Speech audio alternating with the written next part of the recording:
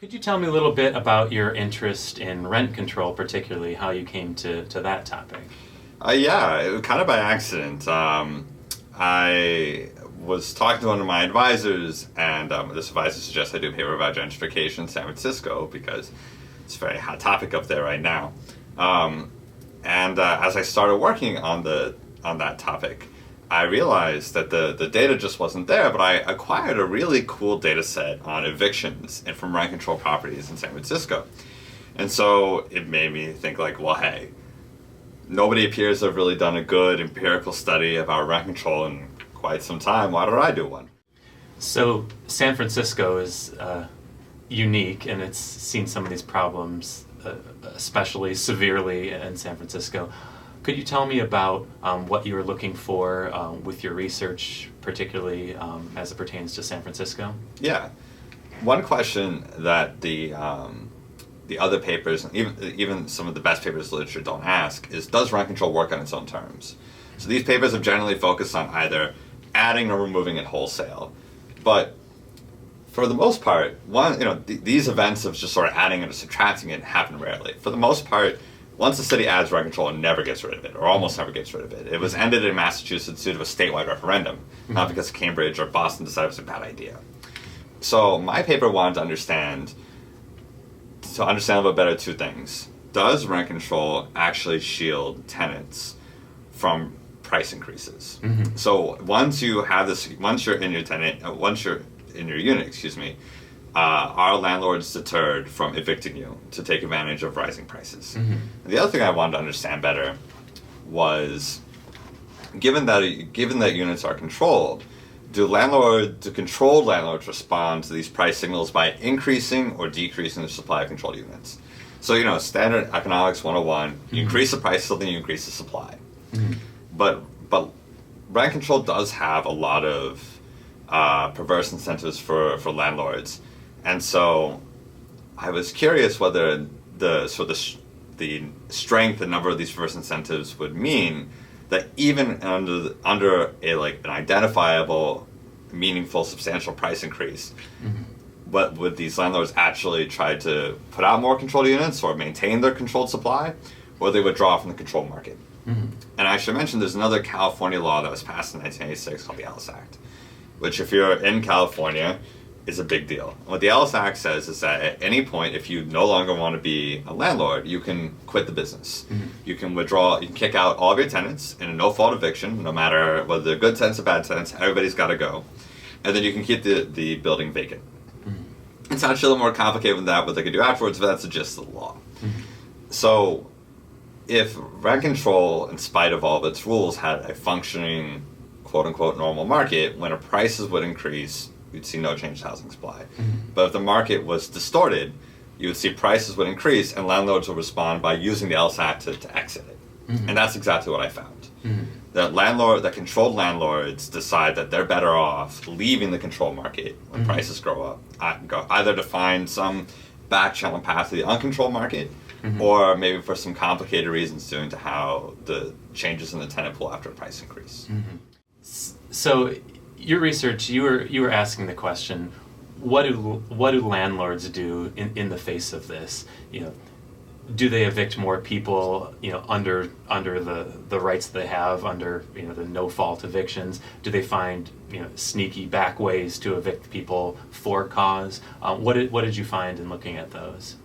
So, like I said, I did find that prices go up and controlled landlords exit the market. And so something that I like to say a little bit glibly is that rent control is one of the few markets where you can increase prices and supply decreases. It's more complicated than that. And even in my own research, I wasn't able to fully follow what exactly happened to some of these buildings or sort of disentangle the reasons why, but that is very clearly the headline result. Mm-hmm. But the other thing that I looked at, as you were sort of alluding to, which is, do controlled landlords selectively get rid of their tenants to turn them over when prices increase so that they can get in a new tenant and reset that base rent higher? And I found that they didn't. And I was very surprised. I was actually so surprised I just kind of sat on that paper for like a week or so. Trying to make just, sense of that. You know, I threw every reasonable econometric trick at it, but I found that finding, and I decided this just must be what's going on. And, you know, I didn't have the ability to sort of disentangle why, but one very possible reason is that there are some people who have suggested that under rent control, because landlords want to do everything they can to avoid people who will stay a very long time, they will sort of discriminate in favor of people who they expect to be short stayers. Just kind of turn them over as quickly as you can. And so it could very well be that either rent control is San Francisco is genuinely effective at keeping out or preventing landlords from doing this, or it could be that landlords are simply afraid that as bad as the current tenants might be, the new tenants might be even worse if prices go up, because the tenants will want to stay longer to kind of make up that, to get as much of a benefit as they possibly can. And that seems like a tricky situation too. What criteria are landlords using when they look at someone and say, I think you're going to stay for a short time versus I think you might be staying for a long time? Right. That I don't know that there's any research in that particular area, but I can imagine a few of the ways that might go. Yeah, you can think about it too. There's a little bit of research. I think most people's intuitions are kind of what you sort of see happening. I think one obvious way that this will sort of bias landlords is in favor of people who are young. You know, I mean, again, if part of the idea of rent control is prevent gentrification, then the way it's currently structured is to incentivize landlords to choose people who are young. Like, because when you're old, you'll want to stay and you're not very mobile, but young people move. And, you know, there has been some work showing that is what happens. So, rent control is complicated, and I want to emphasize that there's a lot of research that needs to be done, and even in some of the things we talked about now, I can't sort of say what is the true cause of one thing versus the other. But certainly I think there's enough evidence to say that, given how complex it is, it's not always clear that the way that cities go about now will always yield the results that they want. So you've mentioned there's a need for more research on rent control. After going through some of the research that you've done and looking at the other research, what are some areas that you've really seen a glaring need for more research in terms of rent control? I think we need a lot more information about who benefits. We need more information about sort of this discrimination question, and we need a lot more information about sort of these housing supply type questions. A colleague of mine who's actually visiting the Institute from Berkeley was looking at whether does imposing luxury construction increase evictions in San Francisco, and her preliminary findings was that it didn't. And maybe it's for similar reasons to what I'm finding, but we just don't know. Ultimately, when you talk to people who are thinking about what's best for tenants and about preserving cities, it's not like all of them are out to put landlords out of business. At the heart of it, for a lot of people, is the desire to allow people to live affordably in their own homes and communities. And so there is an agreement that they feel that rent control is part of the solution, but they also recognize the need for more housing supply. And so having a better understanding of sort of like the interplay between the controlled stock and the uncontrolled housing stock, I think is really something very important. Now, you've acknowledged that rent control is just, one means to a particular end or a particular set of ends, and that supply, and there's some other issues that can get at some of these same problems that rent control was set up to address. I was wondering if you could talk about a few of those other ways of getting that, and maybe if you wanted to touch on, I believe you're involved in research with Evan Mast, right, looking at supply there as well, if you could mention some of that. Yeah, Evan Mast is another one of the great economists here at the Institute, and he and I, along with another co-author, have been looking at what happens to a neighborhood when you put in a new luxury apartment building. And the fear a lot of people have is something that we call anyway, and I think other people do, induced demand. I put in something bright and shiny, and even if all the other buildings in the immediate vicinity don't change very much, you'll get an influx of hipsters and gentrifiers who will want to live in proximity to the bright, shiny thing. And what we found so far, anyway, this preliminary, don't cite us, is that when you put in a brand new luxury apartment building, prices in the immediate vicinity go down. We, we're still doing some research into how that changes who moves in and out of the neighborhood. And we do fortunately have the data to ultimately answer that question.